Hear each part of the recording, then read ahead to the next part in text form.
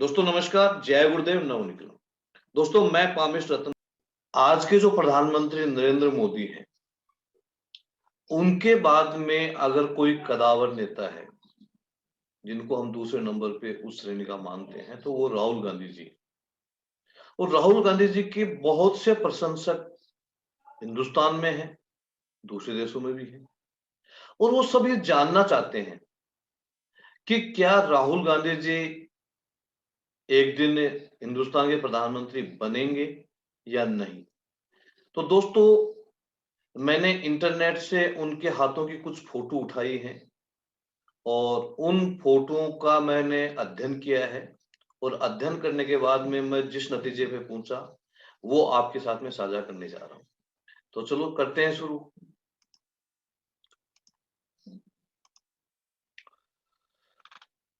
दोस्तों हाथ जैसा कि आप देख पा रहे हैं, राहुल जी का जो ये हाथ है, दोनों हाथ, तो हाथ ये बड़े आकार का हाथ है जो अपने आप के अंदर विशेष मायने रखता है, हम ऐसा मान के चल सकते हैं। सबसे पहले हम लोग बात करें हस्तरेखा शास्त्र की।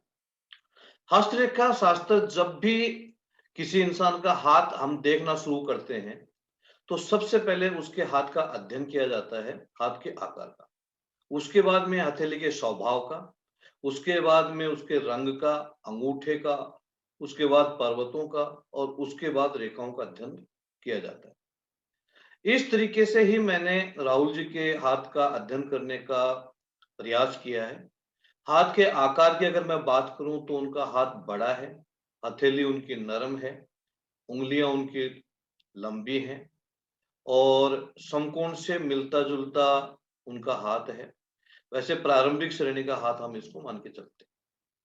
ऐसे इंसान विशाल हृदय के मालिक होते हैं, सबको साथ लेकर चलने वाले इंसान होते हैं। आप ये भी कह सकते हैं कि ऐसे लोग बहुत अच्छे इंसान होते हैं। और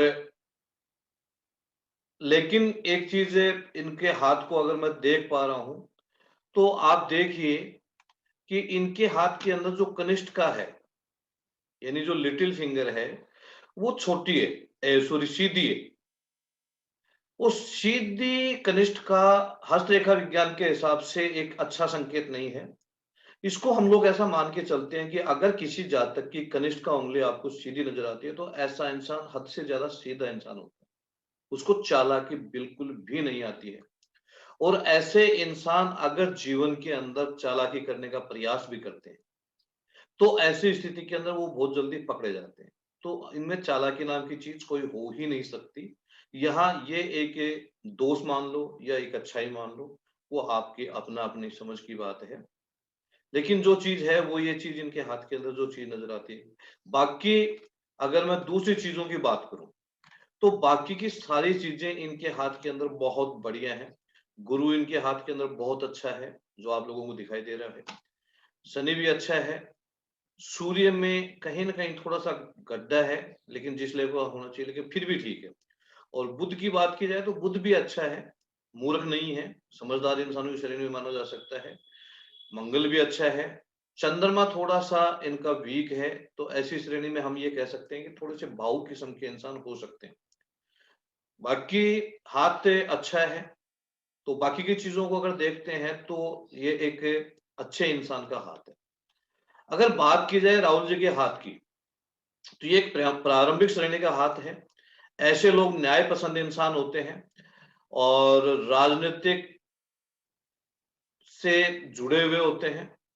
ऐसे लोग संस्कारी किस्म के लोग भी होते हैं। और इन लोगों के लिए कहा जाता है कि ऐसे लोग अगर किसी गरीब घर में भी अगर पैदा हो, तब भी ये लोग जो हैं वो जीवन के अंदर अपने जो मुकाम है उस मुकाम को जरूर हासिल करते हैं। ये इन लोगों की खासियत होती है। उसके बाद में हम अगर पर्वतों पे आऊं, मैं पर्वतों का जैसा हमने अध्ययन किया है, तो सबसे पहले हम जैसे बात करें गुरु पर्वत की, तो गुरु पर्वत इनके हाथ के अंदर आपको उन्नत दिखाई दे रहा है। अगर इस हाथ के गुरु पर्वत की बात की जाए तो पूर्ण रूप से उन्नत है। ऐसे जीवन में मतलब ऐसा जो इंसान है उसके जीवन में आत्मविश्वास भरपूर होता है। इनमें शासन करने की इच्छा बहुत ज्यादा होती है। ये कभी भी दूसरों के नीचे काम नहीं कर सकते हैं और वैसे न्याय पसंद इंसान होते हैं। और हमेशा उच्च पद पे आसीन रहते हैं।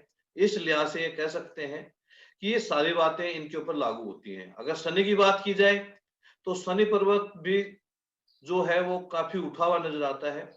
ऐसे जातक जीवन में अपनी मेहनत के बल पे सफलता हासिल करते हैं और अपने टारगेट में सफल जरूर हो जाते हैं, और लेकिन ये अपने टारगेट में इतना ज्यादा डूब जाते हैं कि इनका ग्रस्त जीवन जो है वो बर्बाद हो जाता है, या ये कह सकते हैं कि ग्रस्त जीवन की शुरुआत ही नहीं कर सकते, या इनका जीवन साथी जो है वो उम्र में इनसे काफी बड़ा होता है।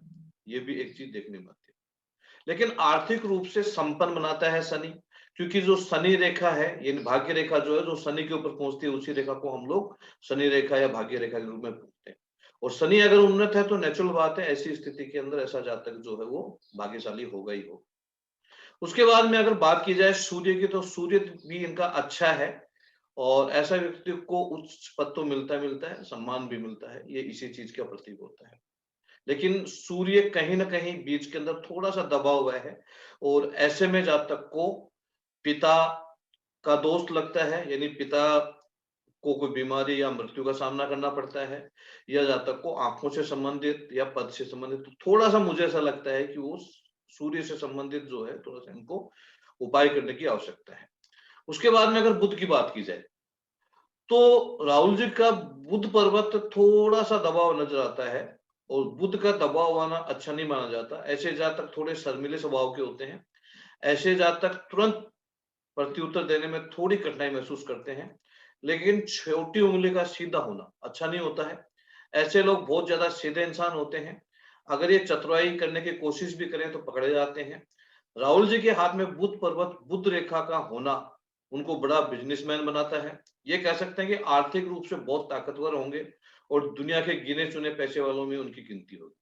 अगर मंगल पर्वत की बात की जाए तो मंगल पर्वत भी इनका बहुत अच्छा है, और ऐसे व्यक्ति बहुत ज्यादा अचल संपत्ति के मालिक होते हैं। और निम्न मंगल की अगर बात की जाए तो वो थोड़ा सा उठा हुआ दिखाई दे रहा है, तो ऐसे जातक को गुस्सा जो है वो बड़ा खतरनाक आता है। तो ऐसे में हमें इसको अच्छा नहीं कह सकते हैं। चंद्रमा की अगर बात की जाए तो चंद्र पर्वत वैसे दिखने में बहुत सुंदर है। ऐसे जातक कला के पारखी होते हैं, प्रकृति के प्रेमी होते हैं, भावुक होते हैं, संगीत प्रेमी होते हैं, और जीवन में अनेक यात्राएं करने के शौकीन होते हैं। तो वो इनका अच्छा है। लेकिन थोड़ा सा चंद्र पर्वत का दबा हुआ ना, ये इनको भावुक जो है वो ज्यादा बनाता है, तो उस लिहाज से अच्छा नहीं कहा जा सकता। केतु पर्वत अच्छा है, तो बचपन आनंद से गुजरता है, इसमें कोई शक ही नहीं है। शुक्र पर्वत की अगर बात की जाए तो शुक्र पर्वत भी अच्छा है, बहुत अच्छा है, अच्छा नहीं बहुत ज्यादा अच्छा है। और ऐसे जातक राजाओं जैसा जीवन जीते हैं, तो वो बताने की जरूरत ही नहीं है। ऐसे लोग सफाई पसंद होते हैं, तो वो सारी चीजें इनके जीवन के अंदर देखी जाती है। अगर मैं ओवरऑल इस हाथ के पूरा प्रेडिक्शन करूं, तो इस हाथ की रेखाओं का अगर अध्ययन करते हैं तो रेखा जो इनकी जीवन रेखा है वो इनकी आयु जो है वो 85 साल से ज्यादा दिखाती है। लेकिन 56 साल की आयु के अंदर ये किसी गंभीर बीमारी का संकट या सामना कर सकते हैं, या अगर हाथ को बारीकी से देखा जाए, नजदीक से देखा जाए, तो वो इवेंट किस वजह से होगा वो भी बताया जा सकता है। लेकिन 56 के अंदर इनकी लाइफ के अंदर परिवर्तन दिखाता है। इसके बाद में मस्तिष्क रेखा की बात की जाए तो राहुल जी की मस्तिष्क रेखा एक आजादी पसंद इंसान के रूप में दिखाती है। ये जीवन में कभी किसी का दबाव बर्दाश्त नहीं कर सकते। ये जीवन में अपनी शर्तों से जीने वाले इंसान हैं। ये बहुत ज्यादा चिंतन करने में विश्वास नहीं रखते हैं। ये मस्त मौला किस्म के इंसान हैं, लेकिन भावुक बहुत हैं। अगर इनके सामने कोई मजबूर इंसान आकर रो दे तो ये इनकी आंखों में भी आंसू आ जाएंगे। इसके बाद में बात करें हृदय रेखा की, तो इनके हथेली में हृदय रेखा बहुत ही अच्छी है, संपूर्ण रूप से गुरु पर्वत तक गई है। ऐसे जातक के जीवन में खुद के लिए धन संचय की चिंता नहीं रहती है। ये सामाजिक कार्यों में अपना कमाया हुआ धन जो है वो खर्च करते हैं, लगाते हैं। उसके बाद में बात करते हैं भाग्य रेखा की, तो इनके हाथ में भाग्य रेखा वैसे तो बचपन से ही है, लेकिन भाग्य की शुरुआत 35 के बाद में होती है। जैसे कि इनकी आयु बढ़ेगी उनका भाग्य उत्तम होता चला जाएगा। इसके बाद में बात करते हैं सूर्य रेखा की। राहुल जी के हाथ में सूर्य रेखा वैसे तो काफी पहले से दिखती है, लेकिन 52 के बाद में विशेष रूप से चमकती हुई नजर आ रही है। ऐसे में ये कह सकते हैं कि 52 के बाद राहुल जी को विशेष पद की प्राप्ति होगी, लेकिन आफ्टर 57 इनका प्रभाव विश्व स्तरीय होगा। राहुल जी एक बहुत ही मिलनसार इंसान है, ये कहीं भी किसी भी माहौल में रह सकते हैं। राहुल जी एक खर्चीले किस्म के इंसान भी हैं। इनके हाथ का संपूर्ण अध्ययन करने के बाद में मैं ये कह सकता हूं कि 2024 में कांग्रेस वापसी करेगी, इस बात में किसी प्रकार का कोई डाउट नहीं है। और 2021 के अंदर राहुल जी वापस कांग्रेस के चेयरमैन होंगे, ये भी कंफर्म बात है। और 2029 के अंदर वो हिंदुस्तान के प्रधानमंत्री होंगे, इस बात में भी कोई शक नहीं है। तो ये मेरी अपनी प्रेडिक्शन है। मैं जितना पामिस्ट्री के बारे में जानता हूं, उस पामिस्ट्री के अकॉर्डिंग मैंने प्रेडिक्शन करी है। और मेरा मकसद है यहाँ किसी पार्टी का प्रचार करना नहीं है, मैं सभी राजनेताओं के हाथों का विश्लेषण करता रहता हूँ और उसके हिसाब से जो मुझे समझ में आता है वो मैं बताता रहता हूँ। तो आशा है कि मेरा यह जो प्रेडिक्शन है वो आप लोगों को अच्छा लगेगा। और गालियां बिल्कुल मत देना, कि जो लोग दूसरों के प्रशंसक हैं कहीं वो गालियां देना शुरू ना कर दें। तो उनसे मेरा निवेदन है कि मैंने केवल ये पामिस्ट्री के अकॉर्डिंग जो मुझे प्रेडिक्शन आती है वो मैंने प्रेडिक्शन करी है। और माता रानी का एक बहुत बड़ा आशीर्वाद है कि आज तक जिन भी लोगों के लिए प्रेडिक्शन करी है वो प्रेडिक्शन कभी गलत नहीं हुई है। तो इतना ही कहकर के मैं इस को विराम देता हूँ। नमस्कार, जय गुरुदेव, नमो निखिल।